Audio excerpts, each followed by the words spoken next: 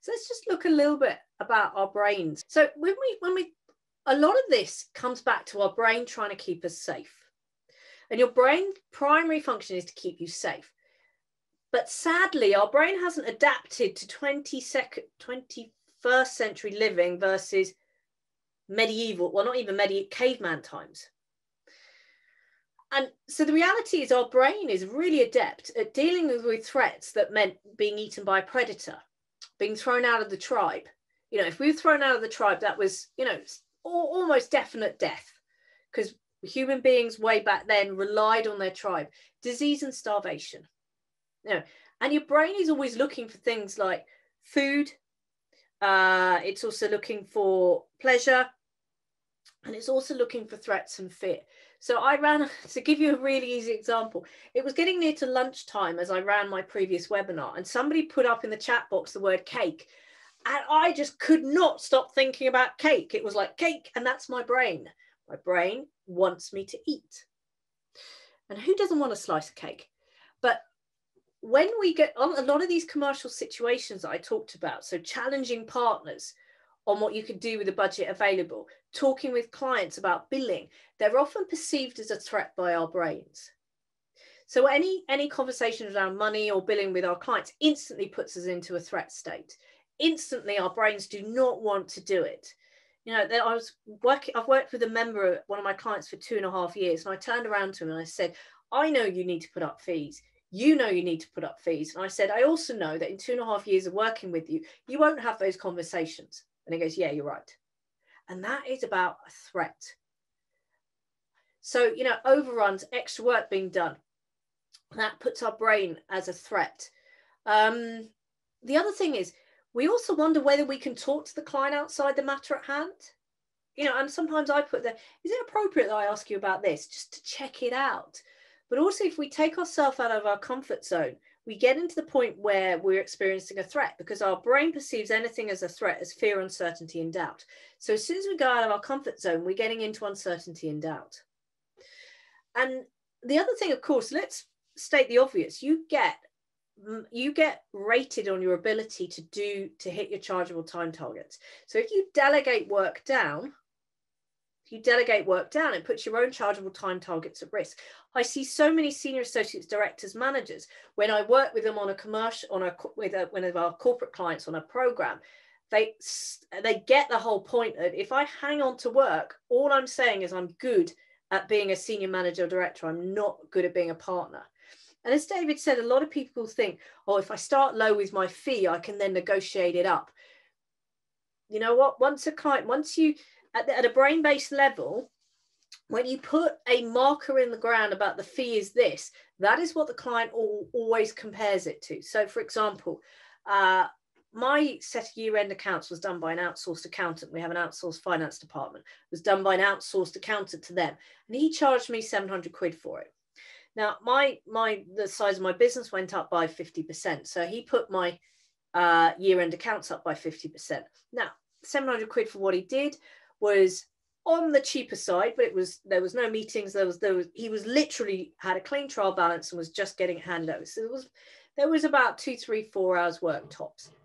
He then came back and said it's 50% higher, and I told him basically no. It's a lot harder. I said, what are you doing that's different? Oh, well, there's more transactions. Well, you're getting a clean trial balance. It doesn't matter. There's more transactions. You know, so the reality is very, very difficult. So how do we experience that fear? Because a lot of us don't realize we're experiencing that fear. So what does it look like?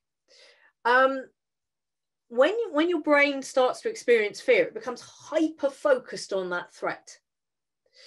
And when you become hyper-focused on that threat, you have less access to the more lateral parts of your brain and creative thinking and the bigger picture. But it can be experienced as that small voice of doubt going, oh, you really don't want to have that conversation. And it can undermine your confidence. Just put up your hand if you know about that small voice of doubt that lives on your shoulder. Yeah, Alison, Kevin, Yvonne, yeah, I hear you. We all have, Louise, yeah, we all have this voice of doubt that lives on our shoulder.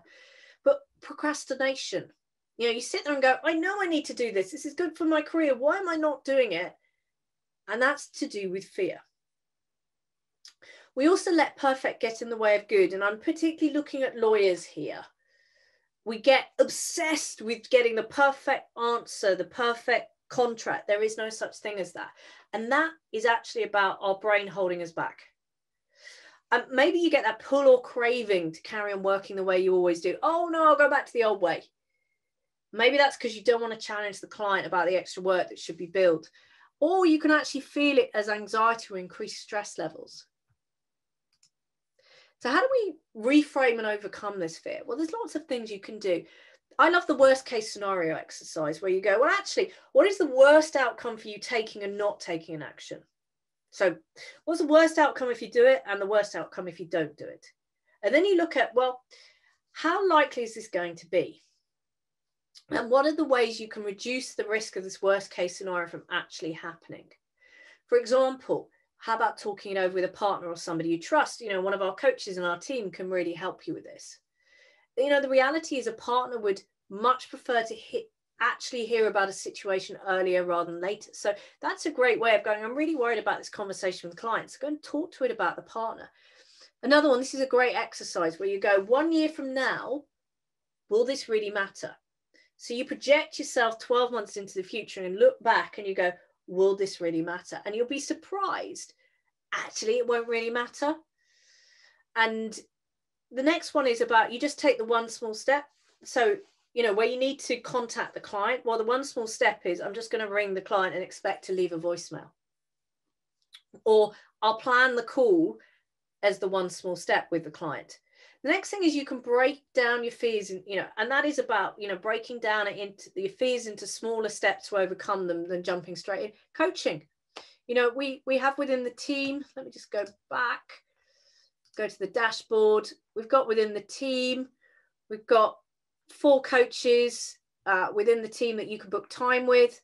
Progress to partner member, get preferential rates. So if we go here, you can see the 4 coaches that we've got here, including me. They're all there. We can book time to do that. Not a problem. But also peer support. You know, we've got the Facebook group that's there. You know, that we do get members checking in and going, what would you do here? But often fears are most debilitating, often at 2 a.m. at night when we wake up and there's nobody to talk to. And often when we talk to people, we suddenly normalize. And when we realize other people have similar fears and challenges, it gets a lot easier. That's one of the reasons that mentoring is so powerful for you and your career.